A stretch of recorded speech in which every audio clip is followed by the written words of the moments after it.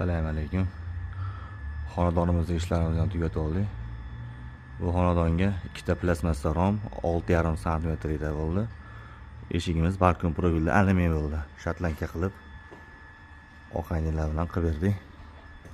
Romlarimiz Fornax mexanizmda ochiladi. Двойной открывание qo'yilgan. Shotlankasi ham chiroyli kichkinasidan qo'yilgan. Podogoniylari bilan eshigimiz komfort ruchka.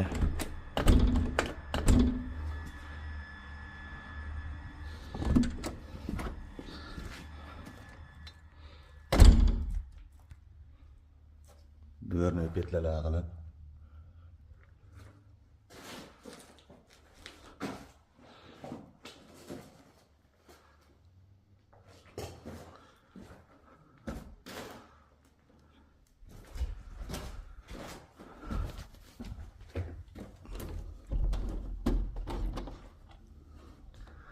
ochilganda pardalar yumshatib bermaydi, bir-biriga sinib ochilaveradi.